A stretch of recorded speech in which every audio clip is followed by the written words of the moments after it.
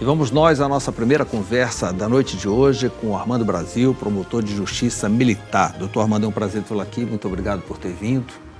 O presidente Temer sancionou uma nova legislação em torno da justiça militar e isso tem criado algumas polêmicas. Naturalmente, já chegou ao Supremo e está no aguardo de uma decisão do Supremo sobre essa questão. É uma questão muito específica, uma questão muito pontual. E eu queria muito que o senhor pudesse explicar para nós, de forma didática, qual é essa alteração na nova legislação. Boa noite, Mauro. Boa noite a todos os telespectadores da TV RBA. É uma satisfação imensa aqui estar no seu programa. Bom, a legislação penal militar, ela teve uma alteração muito substancial a partir da Lei 13.491, de 13 de outubro deste ano. Ela vem a redefinir, vem agora ampliar o conceito normativo de crime militar. Então, antes da lei, nós tínhamos uma situação... Crime militar, quando o militar, de forma dolosa, mata alguém fora de épocas de guerra e assim por diante, né? Exato. Nós temos dois momentos, correto? Duas partes no Código Penal Militar. Uma dos crimes militares praticados em tempo de paz e outra em tempo de guerra. Inclusive, é prevista até pena de morte, né? Então, a Constituição Federal diz que os crimes militares em tempos de guerra estão previstos com pena de morte, enfim. Mas tem tribunais específicos. Exato, tem tribunais específicos. O nosso dia a dia é que é justamente os crimes dolosos praticados contra civis em época de paz. Exato, mas pode ser também praticado contra militares. Então, o crime militar hoje, ele requer um conceito, acima de tudo, legal e outro pessoal. Então, é crime militar aquele que é previsto em lei. Doutor Armando, é verdade que essa nova legislação foi motivada pelo massacre de Eldorado dos Carajás? Exatamente. Na questão dos crimes dolosos contra vidas, ela começa, a discussão começa em 1996, logo depois da situação que envolveu Eldorado de Carajás. Então, nós tivemos a sanção da Lei 9299 e ela transferiu para a Justiça Comum todos os crimes dolosos contra a vida, e dentre eles, por excelência, o homicídio contra civis. Então, daí em diante, se interpretou por muitos anos de que a lei não fez distinção entre militares das Forças Armadas e policiais militares e bombeiros militares, que são chamados militares das Forças Auxiliares.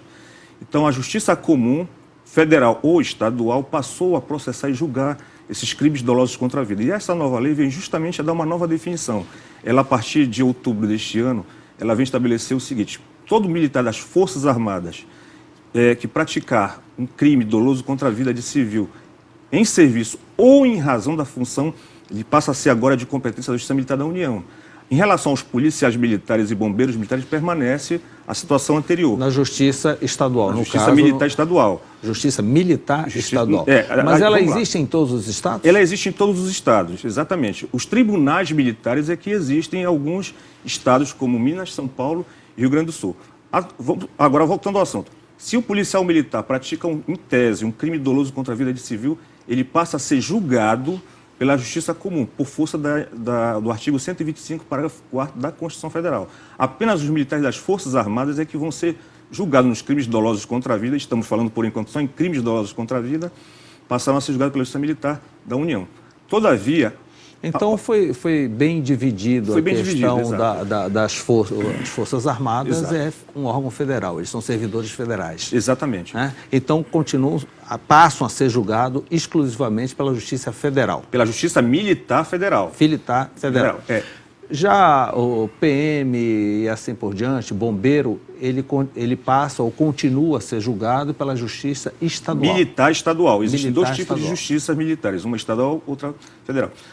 Por exemplo, essa nova lei, Mauro, ela veio também ampliar não só a questão, não veio rediscutir apenas a questão dos crimes dolosos contra a vida, ela passa também a conferir à Justiça Militar a competência para julgar todos os crimes praticados por militares, seja das Forças Armadas e Auxiliares, exceto os crimes dolosos contra a vida, que vai haver essa diferenciação, mas todos os outros crimes que eram praticados por militares em situação de atividade, ou em situação de atividade ou em razão da função, vão ser julgados pela Justiça Militar. Por exemplo, isso aí vamos ficar bem claro, como acontecia antes e como acontece agora. Vamos supor que um coronel da Força Aérea Brasileira pratique hoje um ato, um crime de fraude à licitação. Por exemplo, antes dessa lei, ele era julgado pela Justiça Comum federal. Por quê? Porque não havia o tipo penal no Código Penal Militar. E a gente tinha um conceito legal de que crime militar era aquele previsto no Código Penal Militar. Mas agora não, ele ampliou.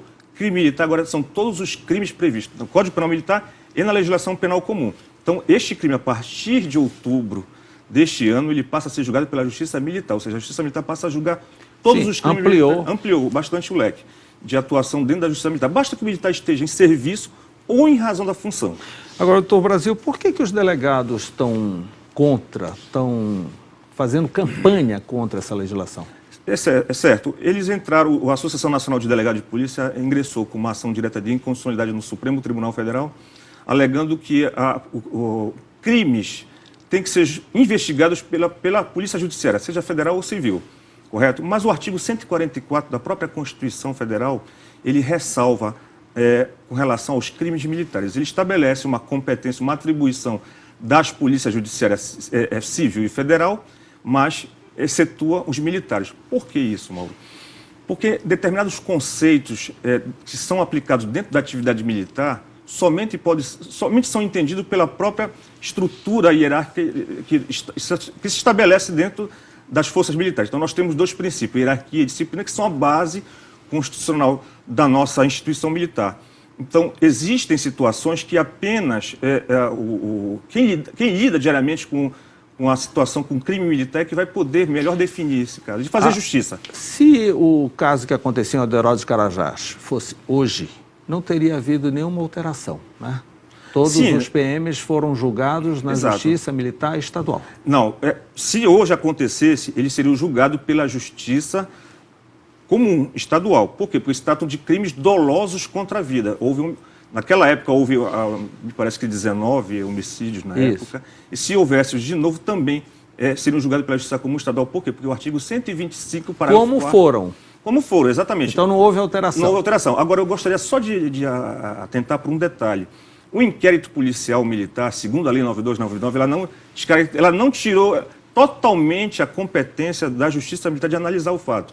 Porque o inquérito policial ele continua sendo militar, esses autos são encaminhados para a Justiça Militar e lá a Justiça Militar vai decidir se é crime de homicídio ou, por exemplo, se é legítima defesa. Se for legítima defesa, se arquiva os autos dentro da Justiça Militar. Nós tivemos há pouco as Forças Armadas dando apoio na questão dos morros no Rio de Janeiro. Eu não sei se houve algum confronto e que tenha envolvido morte. Nesse caso específico, houve. Nesse caso específico, foi a Justiça Federal Militar que vai julgar. Agora sim, a Justiça Militar Federal. Por quê, Mauro? O que está acontecendo? É o que nós chamamos de GLO, Garantia de Lei e Ordem. O Exército, assim como a Marinha e a Aeronáutica, eles não têm, a princípio, uma atribuição prioritária sobre a questão de desenvolver como polícia. Então, é uma atividade subsidiária. Então, o Exército, mas o Exército, vamos colocar o Exército, ele só é chamado para situações onde as forças estaduais elas se tornam inoperantes no combate ao crime. Então, o Exército é chamado, ele é convocado, o governador faz uma solicitação para o presidente da República, o presidente da República autoriza ou não. Se ele autoriza, ele vai definir exatamente o tempo, o espaço em que vai ser empregada a Força Militar Federal. E por quê, Mauro? Porque o Exército realmente não é preparado para esse tipo de operação de garantia da lei e ordem. Ele é preparado para uma outra atividade, que é uma atividade de guerra, uma atividade de defesa externa. Então, acontecendo fatalidades, há um atenuante para o militar? Pois é, sim, pode haver dependendo porque já não é uma função prioritária e não foi treinado. Não foi treinado para isso. Então, por isso que nesses casos, quem estava julgando, antes dessa lei, quem estava julgando qualquer confronto entre militar do Exército e civil? A Justiça Comum, né? Só que a Justiça Comum, Mauro, ainda não tem condições de fazer justiça numa situação muito especializada. Como supor, o armamento que o Exército emprega é muito diferente do que as polícias empregam. Ele trabalha com armamento mais letal, mais pesado. Ele é treinado para uma situação de guerra. Então, o militar das Forças Armadas, ele não vê o outro lado, o oponente, como um cidadão. Ele vê como inimigo, ao contrário do policial militar. Do outro lado tem sempre o cidadão. Para o militar das Forças Armadas, do outro lado, tem sempre um inimigo. Bem, a legislação, naturalmente, não vai retroagir, os processos que estão andando continuam no seu caminho e só o que acontecer a partir da promulgação em outubro. Não, Mauro, aí tem um problema bem interessante aí. Se trata apenas de mudança de competência. Não é algo que vá prejudicar o réu. Então, como se trata de uma mudança de competência, o Código de Processo Penal Militar determina que seja aplicada de imediato. Então, se vai mudar apenas o quê? Vai sair da Justiça Comum e vai para a Justiça Militar. Então, a aplicação é imediata. Doutor Armando, ouve-se falar muito em milícias, e geralmente são militares, não é? Que nas horas vagas e assim por diante passam a atuar e algumas vezes com as armas da própria força. Nesse caso, como julgar? Bom, a partir dessa promulgação dessa lei vai passar a ser de competência da Justiça Militar. E se fez a investigação na época que aconteceram alguns crimes envolvendo milícia, mas nós estávamos interpretando com outro crime, que é da utilização de armamento, da logística do quartel para a prática reiterada de crimes. Agora nós vamos ter especificamente o crime de milícia. Então a investigação ela vai continuar sendo feita como se faz, por meio de metodologia, por meio de meios técnicos que a gente prefere ainda não divulgar como é que são. No passado recente, a Justiça Militar só cuidava de crime de morte. Não, Mauro, a Justiça Militar ela cuida de dois tipos de crime, basicamente. Tá? Pode ser de morte, mas pode ser os crimes chamados militares impróprios ou próprios. Então, os crimes militares próprios é somente o militar, por meio do seu munus, é que pode praticar. Por exemplo, um crime muito claro, muito tradicional para isso, que é o crime de deserção, quando o militar ele se ausenta da sua unidade por mais de 8 dias, correto? Existe também outro crime de dormir em serviço. Então, é um crime praticado apenas pelo militar no exercício da função militar. Civil não pode praticar esse tipo de crime. E existem os crimes militares impróprios, que são aqueles crimes que são praticados, que são previstos no Código Penal Militar e também guardam congênero no Código Penal Comum. Homicídio, estupro, latrocínio e por aí vai. É uma mudança bem detalhada, não tão ampla, né? Mas que, como a gente está vendo, muda o quadro de uma forma geral. Os delegados que estão se manifestando contra eles vislumbram a possibilidade de mudança dessa legislação já sancionada pelo presidente da República? Olha, no meu ponto de vista, não. Porque a Constituição, volto a repetir, ela no artigo 144, parágrafo 6º, ela define muito bem o que é o crime militar e por quem deve ser investigado um crime militar. Ora, se a legislação já diz que crime militar são todos aqueles previstos do Código Penal Militar e legislação extravagante, desde que praticado por militar em serviço ou em razão da função, eu não vejo nenhuma possibilidade da ação prosperar no Supremo Tribunal Federal. A sua atuação como promotor de justiça militar é junto ao Tribunal de Justiça do Estado? Isso, exato. O senhor é ligado ao Ministério Público do Estado? Isso. Especializado na área militar, penal militar. Ah? Existe, além do Tribunal de Justiça do Estado, existe especificamente um tribunal especializado militar, que atua em cada estado? Não, só existe em 3 estados o tribunal em grau de recurso. Em grau de recurso, mas existe estadual... Estadual, quem faz o papel desse tribunal é o Tribunal de Justiça do Estado. Na Justiça Militar da União existe, em segundo grau, o Superior Tribunal Militar, que é composto de oficiais generais, brigadeiro, almirante. Então existem promotores da Justiça Militar Federal? Existe uma carreira própria na Justiça Militar Federal, exato. O senhor já está há algum tempo nessa área, já, é uma área muito específica. Específica, né? E muito emocionante e bem interessante do ponto de vista científico. Na nossa região, a demanda é grande? Bastante. E especificamente em que área?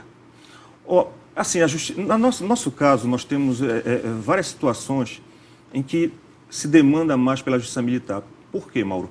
Porque o efetivo da Polícia Militar ele cresce, correto?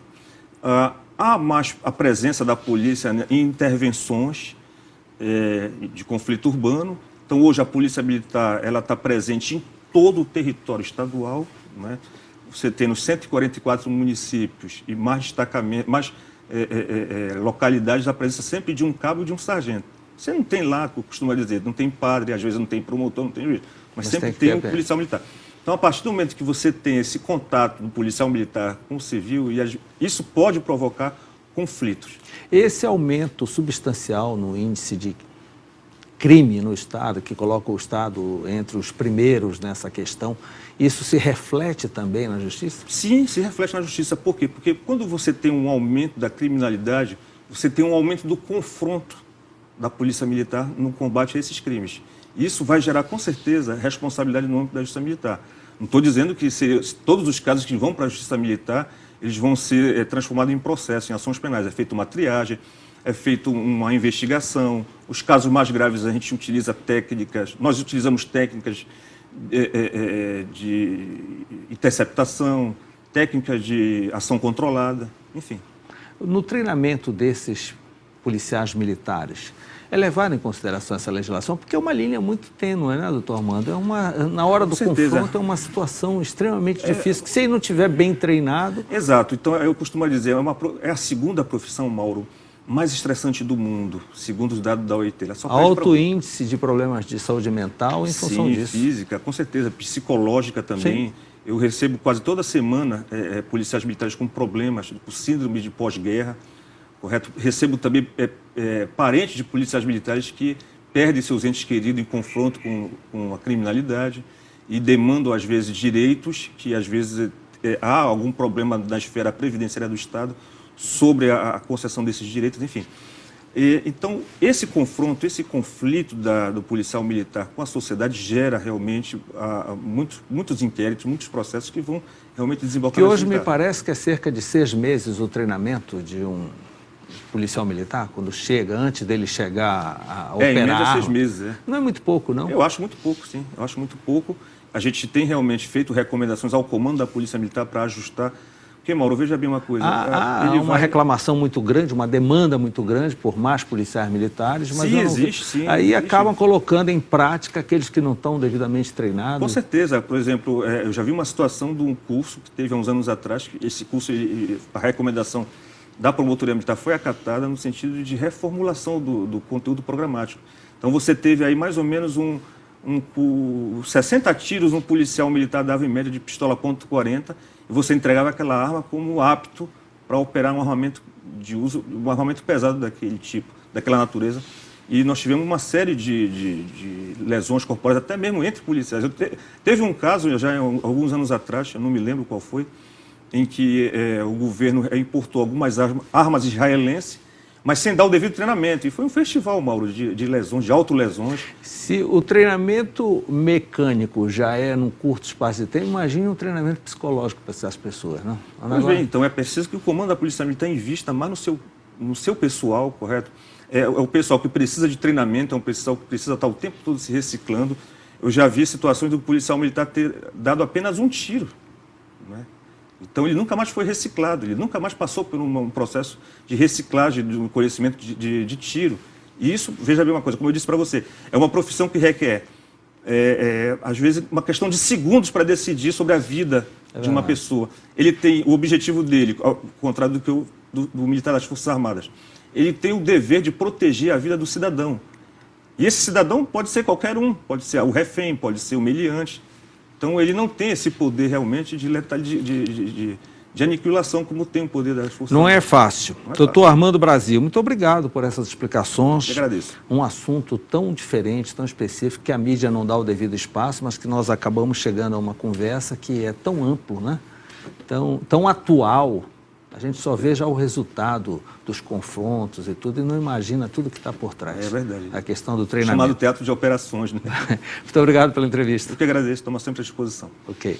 Logo depois do intervalo, vamos falar com o empresário Paulo Oliveira, um dos diretores do Grupo Formosa, e vem nos falar sobre a guerra tributária que existe principalmente na nossa região.